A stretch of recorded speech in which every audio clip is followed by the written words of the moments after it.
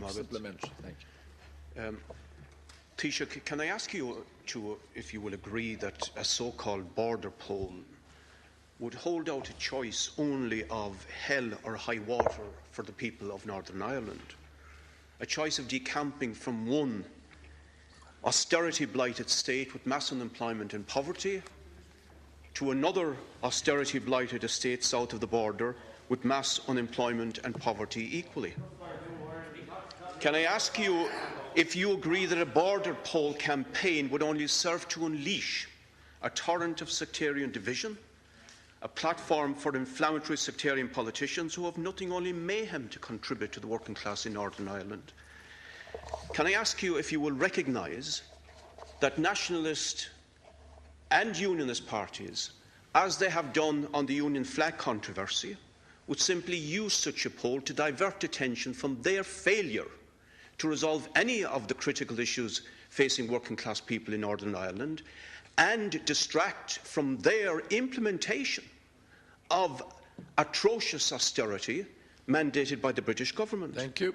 And that only, rather than a border poll, a coming together of Protestant and Catholic working class people, seeing the disaster that the crisis-ridden capitalism on this island means for them and the havoc it wreaks in their community, and agreeing a common struggle for a new economy and a new society, a social society, that would be run in the interests of the majority, and there would be a future for all working class people, and particularly for the youth in both communities who are equally condemned to the crisis and the unemployment and poverty that this present situation involves.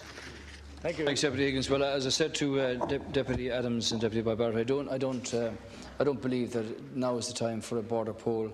What I do believe is that this is a time of a need for relentless pursuit of the creating of an environment where jobs and investment can take place.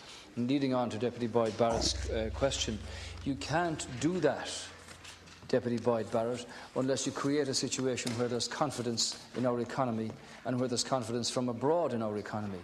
Now, just 2 years ago, our reputation was in shreds, a dysfunctional banking system, a hemorrhaging out of those banks, a hemorrhaging of jobs, an incapacity to borrow money on the open market, and 250,000 jobs lost in the private sector.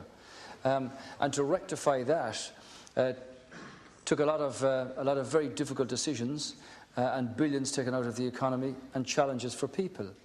But it's beginning to pay dividends in the sense of the confidence that I speak of and the investment confidence that I speak of beginning to show at long last.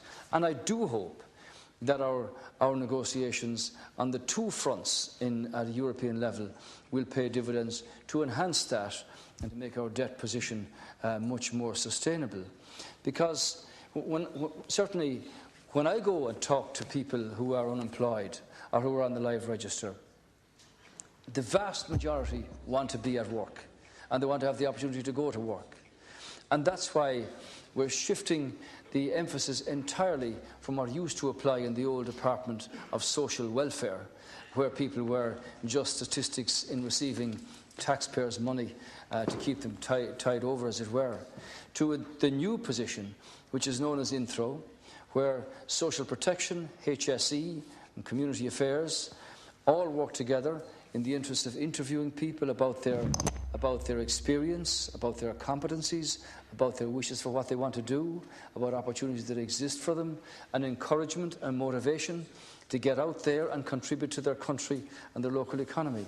And it's a challenge, if you like, for government to be both imaginative and creative in those opportunities.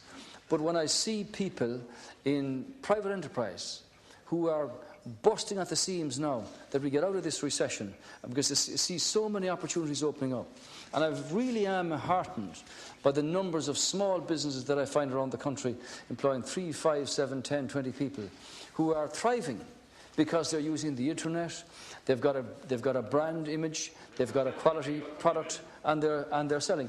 Of course, I'd be the first to admit that our unemployment levels are much too high.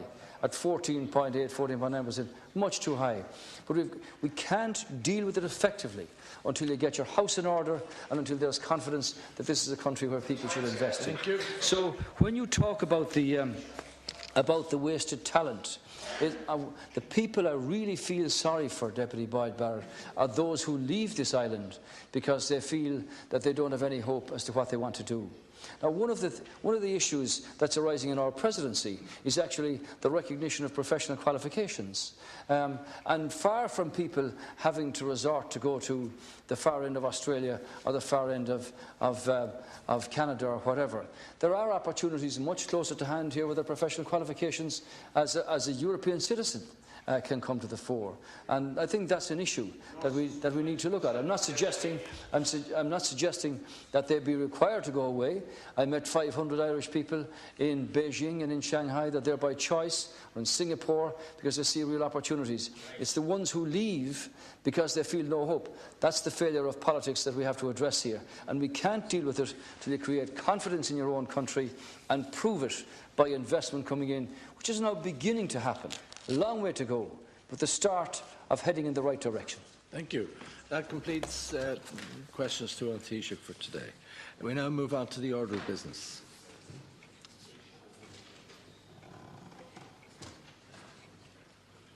The order of business shall be as follows. Number 11, which is a motion regarding referral to the Joint Committee of the proposed approval by the Dáil Éireann of the Planning and Development Planning Enforcement General Policy Directive of 2013.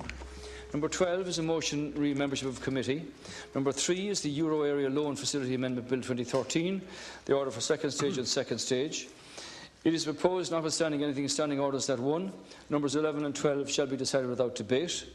Number 2, private members' business, which shall be number 48, Education Welfare Amendment Bill number 2, Bill of 2012, second stage, shall, if not previously concluded, be brought to a conclusion at 9 p.m. on Wednesday, 23rd of January 2013. And number 3, for the purposes of Standing Order 117A, the first Friday of the month for February shall be Friday the 8th. The time and date by which notice of a bill in connection with that sitting shall be received by the clerk shall be 11 a.m. on Friday the 25th of January 2013, and related standing orders shall apply accordingly. Thank you. There are 3 proposals to be put to the House.